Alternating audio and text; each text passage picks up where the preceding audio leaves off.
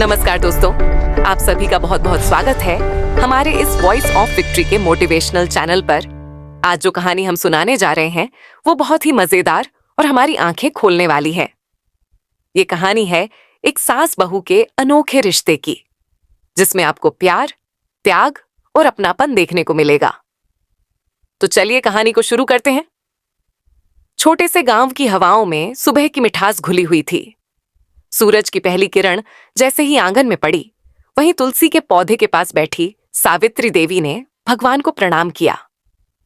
सावित्री जी उम्र दराज थीं, लेकिन उनकी आंखों में आज भी वो चमक थी जो जीवन की कठिनाइयों को परास्त कर चुकी थी। उनका बेटा आदित्य शहर में नौकरी करता था और कुछ महीनों पहले ही उसकी शादी अनन्या से हुई थी। अनन्या पढ़ी लिखी, समझदार, लेकिन शहर की तेज रफ्तार जिंदगी की आदी थी। गांव की मिट्टी की खुशबू और वहां के रीति रिवाज उसके लिए नए थे। सास और बहू के बीच की खाई धीरे धीरे चौड़ी होती जा रही थी। शादी के शुरुआती दिन बीतने के बाद छोटी छोटी बातें बड़ी तकरार में बदलने लगीं। अनन्या को देर तक सोने की आदत थी और सावित्री जी सुबह जल्दी उठकर घर का हर काम निपटा देती।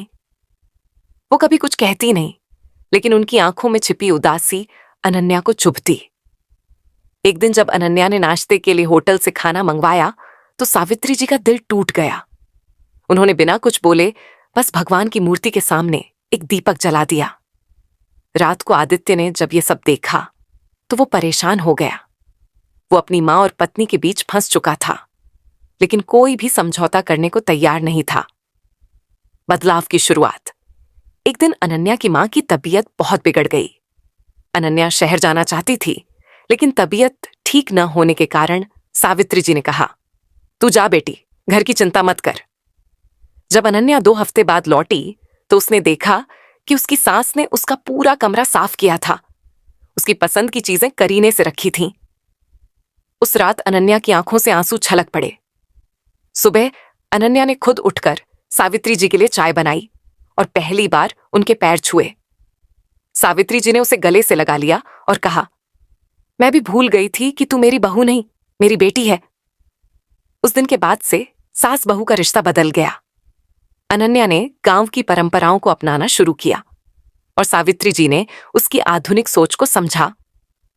दोनों ने मिलकर घर को एक मंदिर बना दिया, जहां प्यार और अपनापन हर कोने में बसता था। आज वो घर पूरे गांव के लिए मिसाल बन चुका है। हर त्योहार दोनों सास बहू मिलकर मनाती हैं, और जब अनन्या अपनी पहली बेटी को गोद में लेती है तो सावित्री जी की आंखों में फिर से वही चमक लौट आती है। क्योंकि रिश्ते सिर्फ खून के नहीं होते, बल्कि दिल से बनते हैं।